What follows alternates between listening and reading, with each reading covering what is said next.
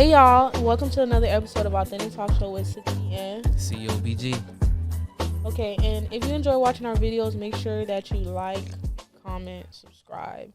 YouTube, Instagram. They done deleted my fucking IG. But I made a new one, so I'm gonna put my new Instagram name. It's at @2SadidiRay. Okay?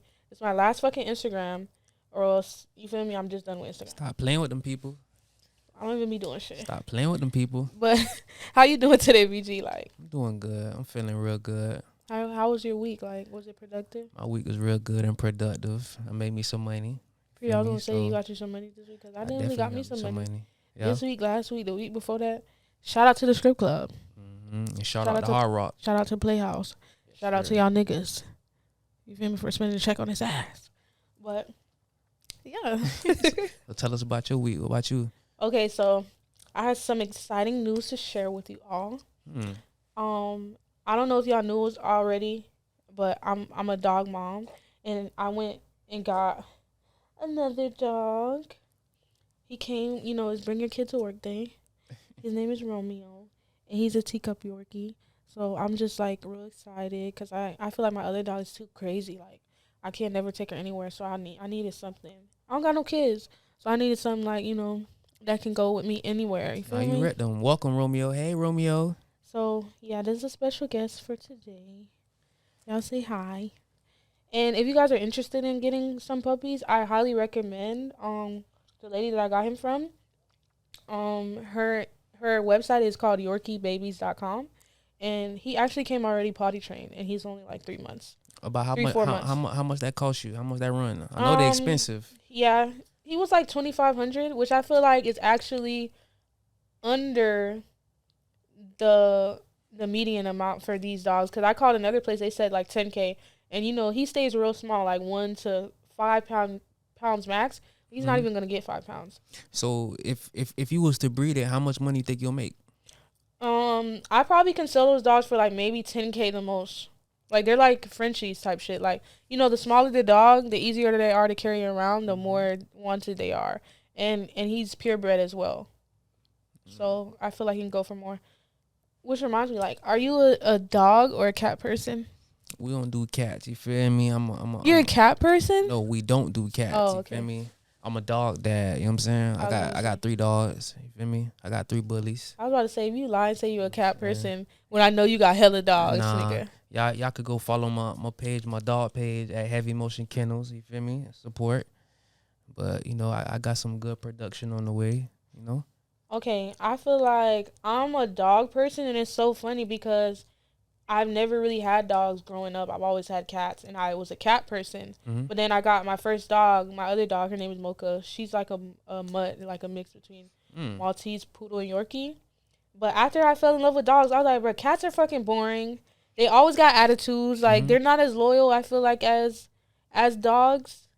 Like, dogs, like, they don't give a fuck if you were just mad at them. Like, they still gonna come cuddle with you. What would make you get a cat anyways? What's exciting about a cat? Like, what? Cats? They're, like, for people who, like, want a low-maintenance pet. Like, they're more chill. They clean up after themselves. They definitely are way more clean. Like, they already said we eat cats, so you just feed it into the narrative. You know what I'm saying? You're right. He's right, but look, Haitians don't eat cat. Okay, well, I'm gonna be honest. I know there's some Haitians that do. I heard some rumors. Yeah, like in Haiti, I've heard and I've seen like they do eat cat, but those are like they're really poor and they don't have money, I guess, to be able to afford food. But like we're not gonna judge people. Like we can't go to Africa and watch people eat lizards and shit off the tree. Cause I done seen some shit on TikTok, and I know y'all done seen some shit on TikTok too. So, yeah, dogs, team dogs. Yeah, team dog. I ain't gonna lie to you. No cats for me. To know when the cats. Right. So what we on today? So today I want to let y'all know that we're gonna have a very special guest who happens to be my friend and also another fellow podcast owner. Her name on Instagram is I Am Drina. I'm pretty sure many of y'all know her because her videos go viral all the time. Follow her. Because her ass fat and it be moving. Period. That's our girl. But she's also a healing coach as well. Her podcast is centered around healing and relationships, and I highly recommend every one of you guys, if you watch our podcast, to go watch hers because it's very informational and giving you guys tools on how to heal from like a breakup. Because a lot of times we just move into another relationship and we don't think about, you know, all the trauma that we went through in the last relationship. And I'm pretty sure, you know, like if you can tell like when you've been with somebody and they've been through things, you feel me? Like you just start talking to a nigga, he's already accusing you of shit. They be taking that past baggage to their new Yeah, relationship. so like if you need help healing, you know, don't be afraid to say that you need help. Like go watch her videos. They can help you like on finding self-love and on your self-healing journey, okay? So she's going to be here in a moment with us. So today we're going to start talking about how on the news there was like a report about how some niggas robbed a warehouse for $30 million, bro. I don't know if y'all seen this shit, but the way they did it was like some money high shit, like some movies type shit. Like the niggas drilled a fucking hole into the warehouse's wall, not wall, roof, and hopped in through there so that they didn't like set off no security alarms through where the vault was, and stole 30 million and walked out like untouched. And they didn't even find out the money was stolen until the next morning when they opened the vault. Some movie type shit. Yeah, like so. What would Shit you do? wild. What would you do with $30 million? 30 mil. I ain't gonna lie. First thing I'm gonna do is probably buy me a big ass crib. You feel me? A nice big crib. You know I got all them kids. You know that's first thing first. Yeah, Make bitch. sure Everybody the need kids their own straight. room. How many rooms you gonna get? How many rooms? I need at least 13. And this was in Cali, At y'all. least I 13. think Los Angeles. Yeah. 13. Yeah, I need at least 13. Yeah, but how you gonna clean all 13 rooms? Who gonna clean all 13 rooms? We getting money over here, so we can afford a maid. But I feel like, say you get a mansion that's like, a lot of people wouldn't think of this. You get a mansion that's like $5 million. Like you're gonna have to pay probably a couple more millions every year in upkeep for the place. So it's like, you know, I would really hope that if I do, me personally, if I get 30 million, I'm gonna try to invest it in something to, you know, flip my money. You feel me? Of course. Because I feel like 30 million in this type of economy probably could last me a few years. But, you know, if I'm buying jewelry every day and I'm buying shit that don't even fucking matter for real. Just splurging. Yeah, like, it's all gonna, like, dwindle down shortly. So, me personally, I probably wouldn't buy no mansion because, number one, I don't have no fucking kids. You feel me? Like, I probably just get, like, a big, nice-ass house. Like, maybe 1 million at the most. Because where we live at, bitch, I'm looking for houses right now. Like, I'm in the process of trying to buy a house. And the houses that I'm seeing that are really nice, and they're just regular fucking houses, maybe with a little pool in the back, and, like, 5 rooms, already at $750K. That's damn near almost $1 million. And then there are some that I see that are $1 million. So, that shit crazy. Like, I wouldn't get no mansion though. Like, I feel like that's for like if you have family and shit. But you know it's big over here, so you think that shit was like an inside job? Cause how the fuck they knew exactly where to cut? With the warehouse, I ain't gonna lie. With stuff like that, it normally is an inside job. You just you break them off, whatever the case is. I'm pretty sure it was an inside job. Oh, and to think of that, okay, so it depends on how many people robbed the warehouse for the 30 million. Cause then they gotta bust that shit down. Of course, they gotta bust it down. Probably how many people did it? Like 4? They don't even know. Like, I promise y'all, this shit happened like a couple weeks ago. Nobody has been caught yet. It don't matter how many people involved. Everybody getting paid 30 mil, a mil a piece. Okay, say it's 5 people, what that is, or 5 or 6 people. Everybody's getting 5 mil. That shit ain't gonna go too far. You feel me? Like, I ain't gonna lie. That is. So you don't think a mil is sufficient enough for you to change your life around and get right? Yeah, but I don't know. A mil? Be I real feel like, now. okay, think about this. You spend $1, you're not a millionaire no more. Type shit. Like, I'm the type, like, I be dreaming about all this shit that I want, and then I get the money to be able to afford it, and I be like, damn, I don't even care about that shit. Like, because if I spend this money, like, you feel me, I don't have it no more. Right. I'd rather have the fucking money, you feel me? So if that's the case, then you just do what you said before, invest. Yeah, Find a way to flip it. I really hope that if y'all come up on some bread, even if it's $1 million, make sure y'all find ways to invest y'all money. Invest so y'all and can flip be that making cheese. money in y'all sleep type shit. And I feel like one thing I would probably spend a lot of my money on is food. Yeah. You're an eater. What? Like to eat. Bitch. Eat food. Food. I'm talking about food. Why would he say that? That means you like to eat food, ain't it? But if you call somebody an eater, it's 2 different kind of eaters, okay? You need to be specific. Okay, well, your brain be thinking other stuff. We Yeah, we my pure brain mind, be you in the know what I'm gutter. saying? My brain be in the gutter, but Our mind's definitely, pure over here. definitely, I love food. I'm definitely a eater. Okay, so since we on the topic of food, give me some food icks. I don't like fish. I'm trying to get more into it, or like really seafood in general, like shrimp. So no shrimp, no Like I feel crabs. like you can't really eat that shit as much. Like I could eat red meat all day, every day. So no conch. No, I don't fuck with conch. Shrimp every now and then, but That's sometimes crazy. if I eat shrimp too much, I start feeling sick or like it's a roach like type shit. Like Mm-mm. you don't eat shrimp and start feeling like that bit is Nah, dirty. shrimp, it be good. Who, they probably don't clean it right. See me, I make sure I clean that bit with that good lemon juice, Yeah, some good vinegar, hot water. I clean it, but Feel me? I just feel like the shrimp itself, like it's so squishy. Mm. Like when you're chewing it, I don't really like that. See, for me, my number one is soup. I don't do noodles. You don't like soup? I don't like soup. Soup. Only soup I eat is soup jumu. You feel me? I need to cook a On soup New for you Year. because That's it. there's a lasagna soup that's going around on TikTok that everybody's been making. That shit good as fuck. Ain't gonna lie, you been talking about this lasagna. You ain't never bring my lasagna yet. Oh What's my going god. on? Okay, I got you. Cause I haven't been cooking. I've been so busy, like on go. I haven't been cooking, but Yeah, you I'ma know do you better. busy. You booked and busy.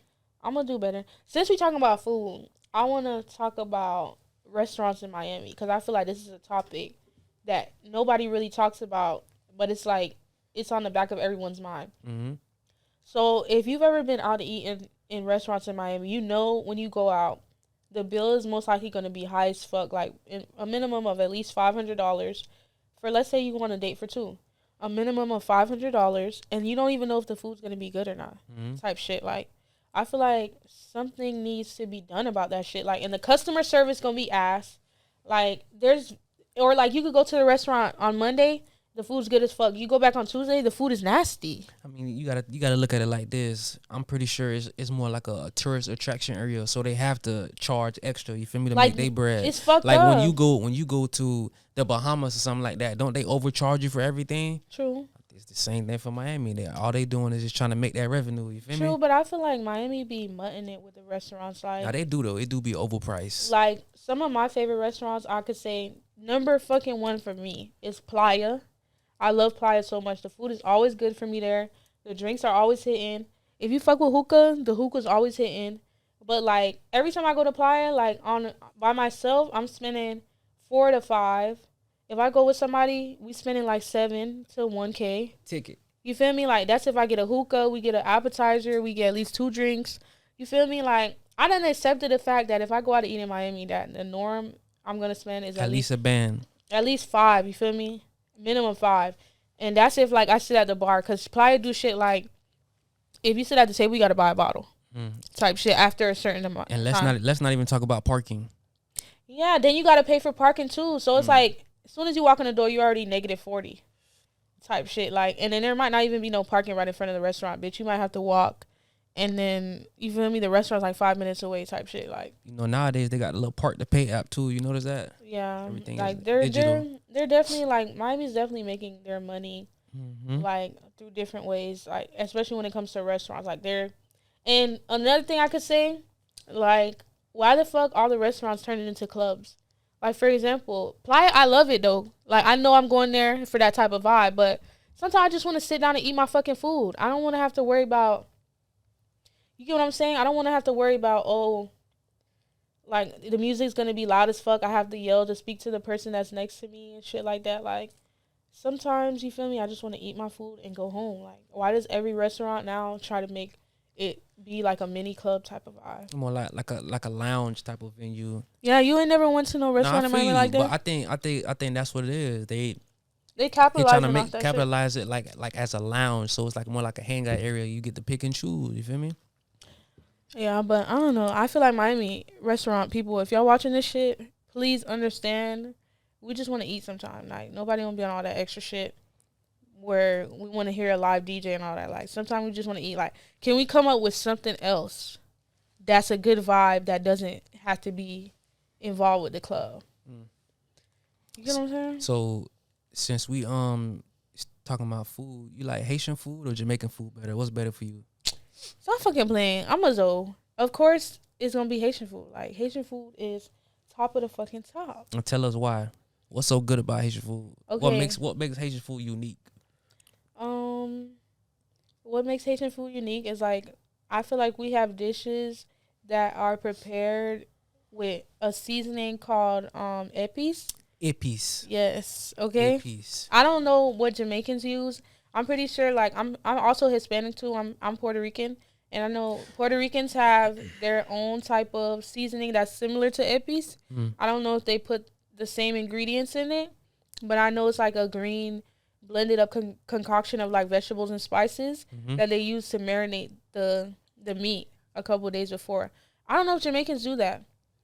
I don't know. Like I'm friends with some Jamaicans. I know they know how to cook good. The ones I'm friends with, but I just don't know. Like I don't know Jamaican rice and Jamaican food. Say, the only thing I don't like is the rice. Like it's something about the rice. Yeah, like y'all got it with like, the meats, the rice, but the rice ain't it. Like why that shit always be dry or like macaroni? Like just stay away from that shit, bro. Don't make that shit. But Lead it to you know the what be Haitians. good? The oxtails. Yeah, oxtails be good, do but be not on point, everywhere. No, what you like? You like what, Donna's? No, I've actually never tried Donna's. I want Never had to, Donna's? but I'm Donna's fire. I'm hearing mixed reviews about it. For real? It's one right across the street from my house, but I never tried it. Yeah, Donna's. You know what I grew out of though? Dutch pot. Yeah, Dutch pot. Dutch pot is mid as fuck. Like that was like level 1 Jamaican food. Yeah. I tried it the other day again for the first time in like 2 years. Excuse me, the first time in like 2 years. That shit was like ass as fuck. No seasoning, no nothing. I'm like, this is why I could have just got a Haitian food plate. Mind you, the thing I love about Haitian food is cheap. That's another thing. It's cheap as fuck. You're only gonna pay how much for a plate? $13 to $20, and you're gonna eat more. A plate. Yeah, you're gonna get your plate filled up with food, and you're gonna be able to eat that shit for like 2 days. Tell me I'm lying. No, you're not lying. That's exactly. Facts. Come on now. Jamaican food, like they be stingy with the sauce, or like I've actually been to Jamaica, and I've had the food in Jamaica, and that shit was mid. So I'm like, we're in Jamaica right now. You feel me? Like the shit is not it. Type shit. Like I'm pretty sure if I go to Haiti, it could be a lady that's cooking food like on a fire on the side of the road, and that shit gonna be the best food I ever ate. Bussin'. Top tier. 10, I've had friends that went to Haiti and they told me the food there was fucking amazing. Like they just killed the goat 5 minutes before and threw that bitch on the grill, and the meat was so fresh. Like, and you know they sat there and really cleaned the meat too, and all that. It's just like that's my culture. I know how they prepare it, so I know that's what contributes to it being good as fuck. You gotta bring us a dish one of these days. Yeah. Bring us a dish so we can see what you're really talking about. I will for sure. But I mean, come on now. What's a good Haitian food restaurant that you recommend? A good Haitian food restaurant, Alberti's. Yeah, I fuck with Alberti's. I used to be fucked up by them. Because Alberti's is so close and like they deliver on DoorDash. So y'all should go to Alberti's. Or like you can sit inside and eat too. It's so good. Or you ever tried Pearl of the Island? Pearl Island is good too. Pearl of the Island good as fuck. And then you order that plate. They got some good legume. The plate. Oh, I never tried it legume. Yeah, legume fire. They got some good I'm picky with who I eat my legume from. But I'm gonna try it because I trust Pearl because their food's good and it come with like a little macaroni salad and shit. Okay, so what's your least favorite? Okay. My least favorite Haitian food place? I don't even think I got no least favorite shit. All of them is like I love them all for different reasons. One other place I could recommend, Schwa. Schwa's good. Where's that? I never heard of that. It's in Hollywood Beach. Like it's like one of them fancier Haitian food places. And it's a Haitian restaurant? Yeah, it's like a fancier Haitian food restaurant. I had they fried gold. That shit bust. Like I would definitely recommend them. That sounds good. My least favorite Haitian food place?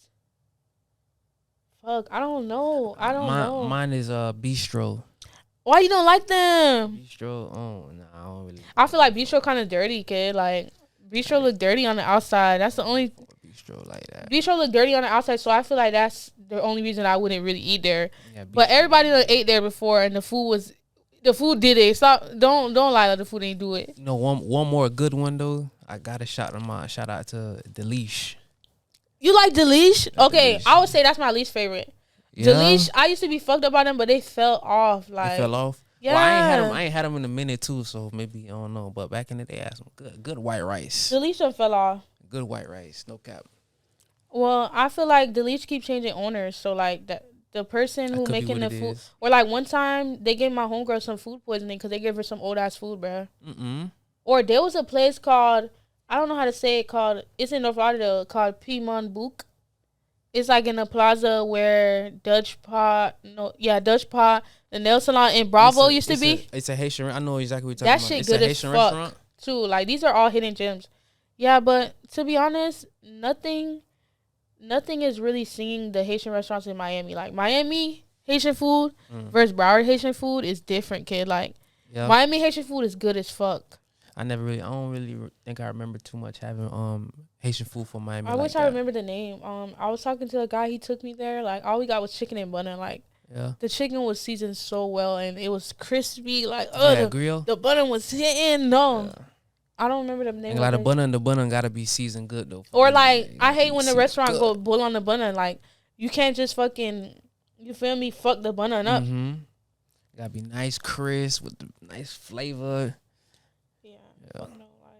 And then like, or the bun be too hard and dry with no diesel, no salt for you to fucking. What, you like pickles?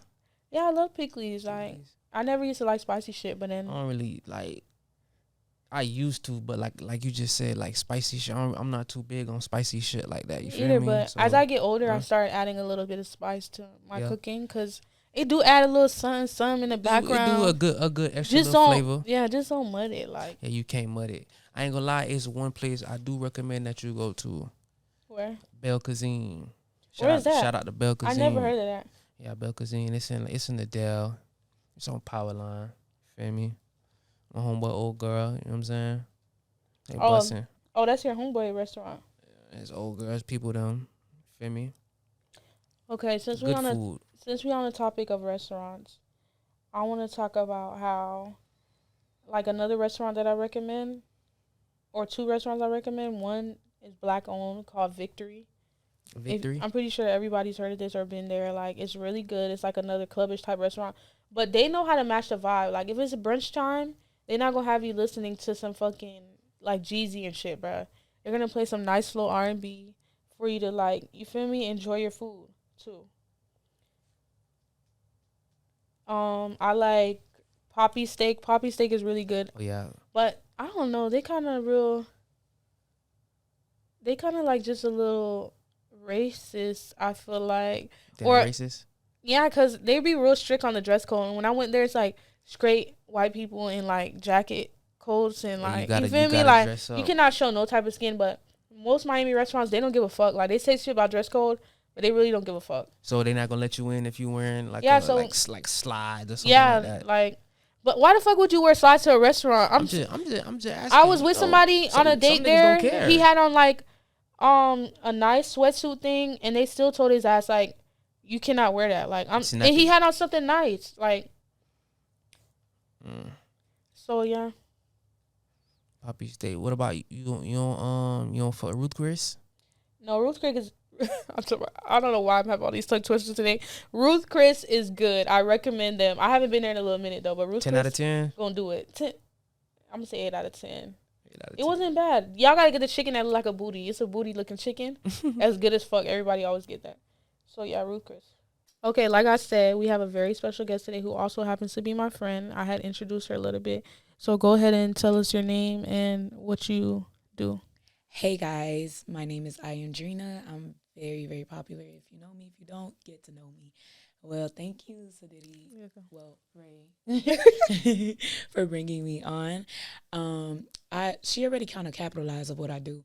I am a healing coach. I'm a farm tech, and I am a pro figure skater. These things were led by self-guided discoveries. I went through a lot growing up, and I kind of sealed those wounds and started healing. Moving forward, I am now an emotional empath, and I'm trying to help others heal from their problems. So if you need help, you know where to find me at Escape with Drina, or if you just want to see beautiful pictures, follow me at I Am Drina. Like I said, if you guys are on your own healing journey, I highly recommend that you guys go watch her podcast because it's very helpful. She has a few tips on like, how to, find self-love within yourself. And a lot of people was hating. But I'm not on a spiritual journey. I'm not a relationship coach. I'm not a marriage counselor. I am a healing coach. So that's me postpartum. That's me militant. That's me any trauma, CPTSD or PTSD that others may have went through, whether it's growing up with child neglect or even fostered. That's what I help for. So are you saying like you mostly are centered around healing within yourself? Yes, it's 100% finding self-love within yourself. I don't help others with other things. So I know there's a lot of negativity when it comes to me. And when I'm having fun or doing me, a lot of people think like, hey, isn't she supposed to be on a spiritual journey? Isn't she supposed to be a relationship? No, I am a healing coach within finding love within yourself. That inner sanctuary that people tend to close whenever they're in pain, and they start to close in and put those all walls of boundaries up where they don't know that they're self-sabotaging themselves. That's what I'm here for. And strictly that. And I feel like that's good because we don't really have a lot of people that are out here, like, other than like maybe a therapist that can help you focus on yourself. Like, you can easily find a relationship coach. You can easily find like a marriage counselor, but you can't find somebody who's going to counsel you on how to find yourself. Like, you know what I'm saying? Like, I could say one thing about me, like, I didn't really know a lot about myself until I got a little bit older. Like, I feel like, you know, when you're 18 and under, you kind of really live through your parents, or like what your parents' expectations are for you. So being also Haitian, like, their expectations for us are like really harsh. Like, they want you to go, they say l'église, l'école, la caille, like that means school, church, home, like, you get what I'm saying? So it's like you have to kind of find your own identity type thing. So I feel like once you know, I went to college and lived on my own, it helped me to be able to like find myself a little bit, like, you know, because I don't have my parents to be all in my ear, like, oh, go do this, go do that, or like, I want you to be doing this, or I want you to be doing that. Like, I had time to find out like more of who I was and what I wanted to do. So, like, you know what I'm saying? Like, everybody needs that. Well, honestly, piggybacking off of her, what you're saying is completely true. Confirming that traditions, religions, and all these other things that can lead to trauma, and a lot of older generations don't understand that. Instead, they pass on what trauma they went through and is try to treat you what they went through, whether it's beating on you or putting you, not understanding your feelings or your voices, or not valuing you as a person in their life versus valuing you as a child in their eyes at all times. Even if you're 30 years old, they look at you one type of way. That is just so true. It's just something that's stuck in your parent. And honestly, if you went through that type of neglect, because that's a form of neglect, if you went through that, honestly, it's not nothing to really capitalize off or hate your parent or anything like that. You just got to understand they have their own trauma that they went through and they didn't heal. But then that's when you're different, because you found your self-love and you started healing. I'm low-key glad we're talking about this because I have so much that I could say. Like, for example, one time I remember telling my mom when I was younger that I was depressed. She's like, what are you depressed for? You have food, you have a house to live in. Like, you know what I'm saying? Like, that's me. Like, I feel like I'll never tell nobody how I feel, like, inside. Like, this is my mom, somebody that I'm supposed to be able to come to with any issue. Like, that just goes to show, like, I would say, like, I'm not going to narrow down every Haitian parent, because I feel like not every Haitian parent is like that. Because some are, like, you can approach them with how you feel. But I feel like majority of them are stuck in their ways. Like, they have a mindset, like, just go to church, pray about it. Like, you could be praying to God all you want. You get what I'm saying? Like, that doesn't stop from how you feel. And I feel like that's an example of the type of things that you can go through personally. You get what I'm saying? So it's important for everybody to learn themselves. You know, I'm happy that I could say that I'm not depressed anymore. Like, you get what I'm saying? Like, I got out of that on my own.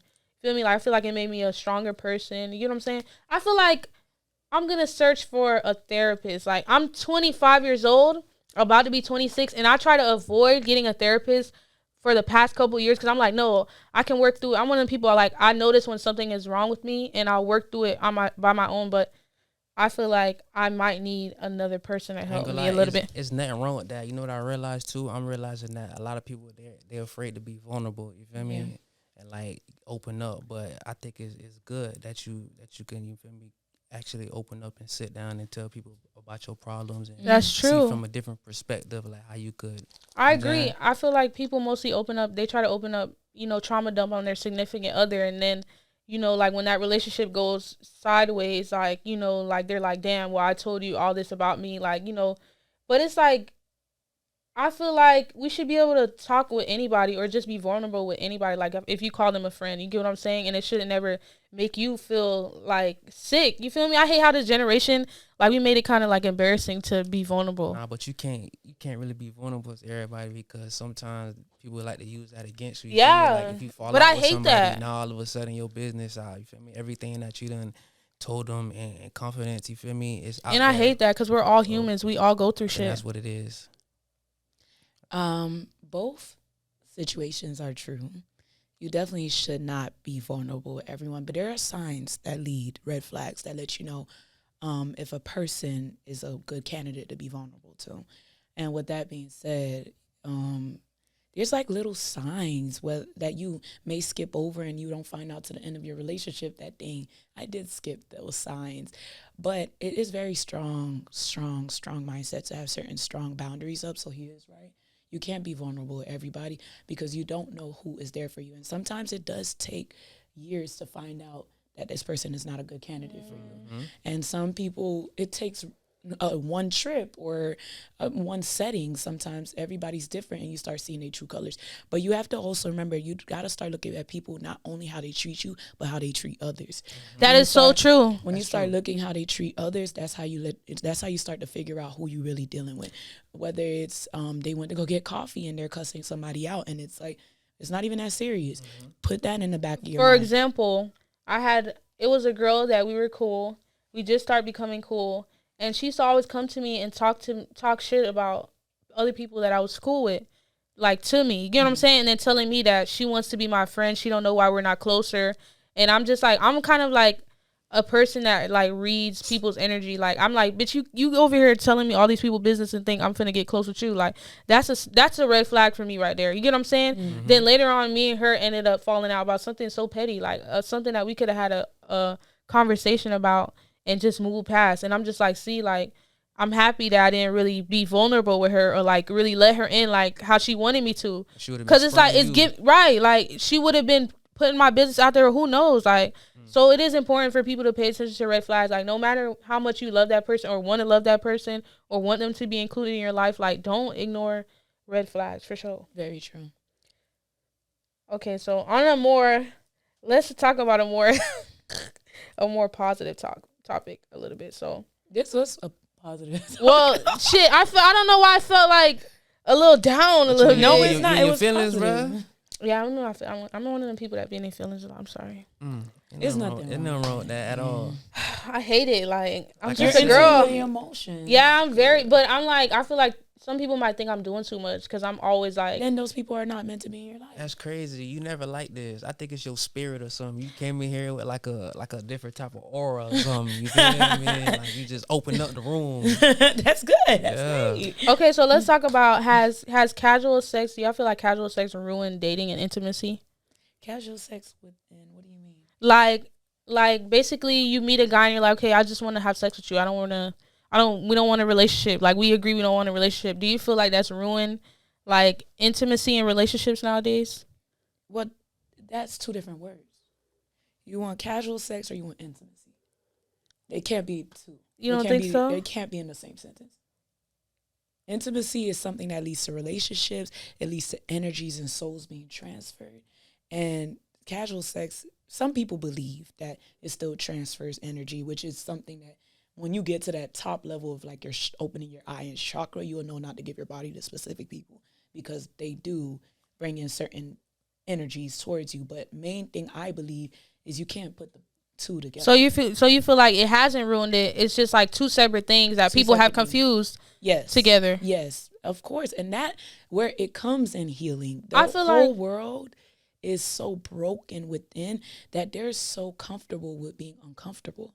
They're stagnant, they're complacent, they're not really trying to move, even when it comes to relationships. So they're so used to the toxic stuff and they're so used to the negative things, or they're so used to men. Back in the day, men used to actually court women. Yes. They used to actually tell women, I'll be outside at 7 p.m. with flowers, with roses. And they was outside at 6:30. Okay, so you don't think the city girls came through and just I feel like it's both ends. Like the city girl era? I feel like it's both ends. I mean? But it is broken homes, broken households, broken hearts within. I feel like girls don't really want to have casual sex.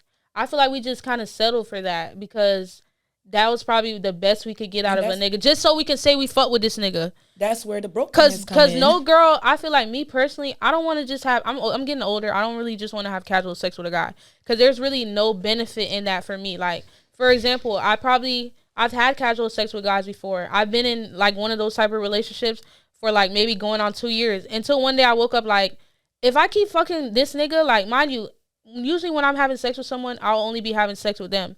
It's like now I can't really build a relationship with someone else because I'm giving this nigga some pussy. I can't be giving all these niggas some pussy. You get what I'm saying? Like, so I'm thinking like, okay, I'm never going to have a kid. I'm never going to get married because this shit is in the way. Whoa. That's what I'm looking at it like. You got to remember, you have a mirror in front of you every time you walk outside the house. So every person you speak to, every person that walks towards you is a reflection of you. So if you're not healed, the only people you're going to approach is people who are toxic, unhealed, and unhealthy for your life. And they're not conducive towards your life. I agree because I feel like sometimes I meet the same guy, different bodies. It'd be the same thing. It'd be and I'm tired of that shit. It'd be a cycle. It'd be a cycle. But that's why they say when you get out of a relationship, you need to stop and work on yourself. That's exactly why they say that. People think like get out of a relationship, go to the next, especially men. Men, they tend to move on in that way. They feel like if they have another partner, even in the relationship, they're already prepared. You know, I found out the word for that. I forgot what it's called. It's called monkey something. Hold on. I forgot what it's called. Monkey. Hold on. I'm going to tell y'all the name right now. It's called monkeying. Okay, the other day, I found out that I'm a person who like, I forgot what it's called, monkeying. It's basically someone who they stop talking to someone and then they start talking to someone right afterwards to replace that person. And it's not because they really even cared about either person. It's because they just wanted somebody to fill that void. Yes. Get what I'm saying? So I learned like a lot of guys are like that and me as well. Like, get what I'm saying? So that's something, like I said, I self-reflect. That's something that I said I want to work on. Like, and that's what, that void that people try to fill. It's funny because even if they're deep in a relationship and they've been a year, it still hits them. That's what ends up happening, cheating, when cheating comes in. It's that void that they where they feel like I don't have enough and I want enough, but it's within themselves. They're not ready to accept that the change needs to happen within self. They're not ready to accept that I have to be alone a little bit so that I can change. So then what they do, they cheat, they leave their partners, or they start new relationships because they want to fill that void that's unfillable. I feel like we have to agree though that being alone is kind of hard. Like, of course, it's definitely like, damn, you're gonna be like, damn, you know, I wish I was cuddled up or something, like, because that you've been in relationship back to back to back, that's all you know. You know what I'm saying? Like, for me, this is from my own personal perspective. Like, I do feel like being alone is a little hard. Like, I'm trying to work on that though. Being alone for me is hard because I sit home sometimes, I'm like, damn, I wish I had somebody to call to tell them about this. You get what I'm saying? So you don't feel like it's okay to be alone, but still like to satisfy your needs. Like, what you mean by that? Like, you know what I'm saying? Like, exactly what I said. Like, you like casual sex. Okay, like that's what I was trying to like pick up on too. Like what you was trying to say. Like you might don't want a relationship. You feel me? You might just want to work on yourself, but at the same time, you got needs too that you want to satisfy. You feel me? Mm-hmm. Well, if I'm being honest with you, those needs need retention. That causes discipline. Now, I'm not going to sit here and tell you that I'm not over here having sex. We all are. Even as a coach, I know what I'm doing. But right now, actually, I took literally a 2-month break. I'm trying to work on celibacy because it's discipline. When you practice discipline, you practice it on the mind, the universe aligns with you. So things have been very positive for me. Like I closed on my house. I've been doing things that are positive for me. I'm happy for you. So I feel like genuinely when you practice either semen retention or celibacy and things like that, whatever you believe in, whether it's God or the universe, it will start aligning with you. And you know, this is so funny because I promise y'all this topic that we're talking on, I really have seriously considered that because I'm starting to feel like sometimes I have sex with guys not even really because I want to have sex with them, but because they're going to feel like I don't fuck with them if I don't have sex with them. You get what I'm saying? So like just to keep them around type shit. But I feel like it should be like, okay, I want to have sex with you because I fuck with you so much. You get what I'm saying? Like, so I'm starting to feel like, okay, I'm gonna probably start, you know, practicing a celibacy journey as well. And like whoever fuck with me for real, they gonna stay around. You know what I'm saying? That's how you weed out the niggas that's really there for you, or like the niggas that's just there for some pussy. Like, You know what I'm saying? Or like whatever you can offer. And I'm also very pro going out to find a different type of community, because when you're so complacent in a specific community, you think that everybody's the same, but it's in reality, you're recycling the same mirror. So in order to break that mirror and break the pattern, you have to search for a different community. So that's what you mean by community, like find race or something? Like, for example, a great way to find a different community is find a hobby. When you find a hobby, there's different people in that hobby. You, like, for example, you like golf.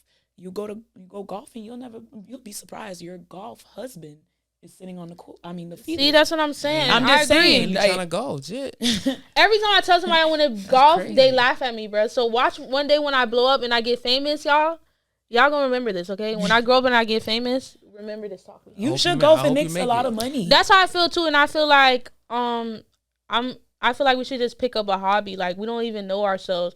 And I had a conversation with my best friend or whatever one time, and then I guess she didn't start having sex as early as her and my other friends did. And we were talking, I was like, why do you feel like you didn't have sex before, like as like how at an early age as we did? She's like, because I had hobbies. She's like, I had shit I had to do. I wasn't really worrying about boys. You know what I'm saying? I was like, right. She was like, my mom always made sure I was busy, so I wasn't really thinking about guys. And then I'm thinking in my head, okay, I had a lot of free time, so all I gave a fuck about was boys. You get what I'm saying? I didn't really have shit to do. Not only that, she had a person who heard her voice there. So if your parents, you could literally be neglected with your parents in the same house with you. I agree. I feel like I was. I feel like it's the same thing. Like if you have a dog and you just always leaving it at home. Yeah, you get what I'm saying? Or leave it in the cage the whole day and just do you, and you're still home. They could hear you. They start screaming. They start crying, just like humans. Especially as a kid, as a pup. So you believe that parents have neglected a lot of their kids, like unintentionally? There's some intentional. I feel like they didn't know no better because they were just doing what they were taught, like what their parents did for them. But there is intentional. Who knows? Like when you think about those older movies, like when, for example, I think Halle Berry had that movie where she threw her baby away, and because she was on drugs. Some are kind of intentional.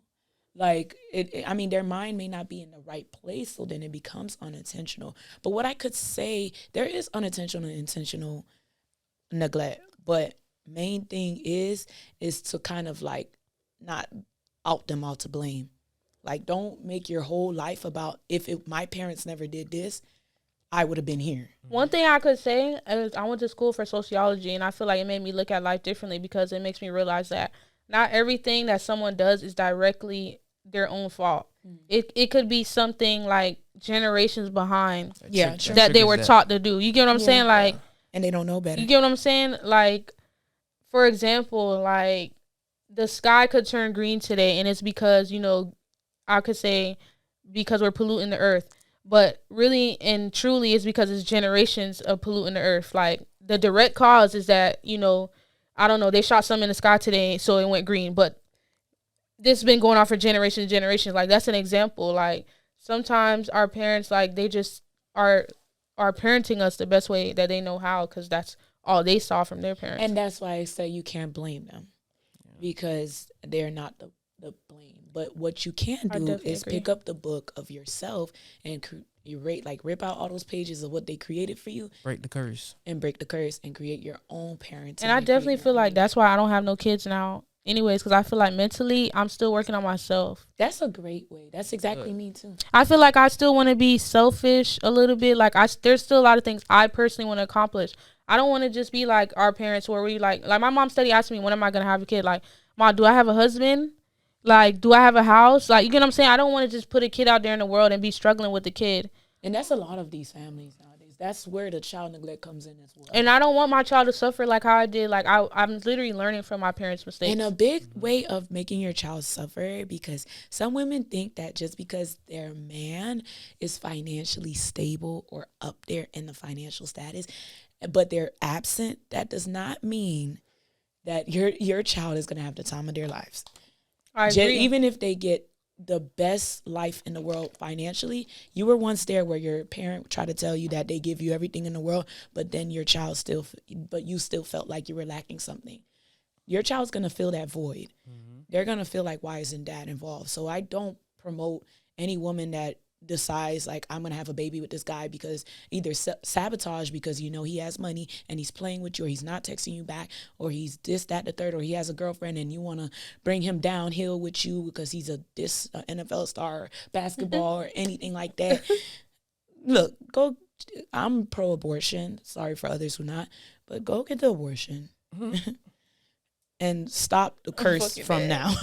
I'm not pro-abortion, but I'm pro-choice. So like, if you feel like you have to get an abortion, and I feel like that would be like something that would seriously make me consider it, then yeah, I feel like everybody should have that right. Though. So like, wait, what you mean? That's something that pro-abortion, like pro-choice. I don't know if the voting thing happened already. This is like how you know black people. This is how you know black people just don't be voting for real, because I was supposed to go vote. Oh no, I vote, but it happened over. So basically, we can't have abortions past 6 weeks anymore. No more abortions. Yeah. 6 weeks is crazy. There is abortion. Right. I think it's past 6 or 7 weeks. 6 weeks is like, you know, your period just missed at 4 weeks.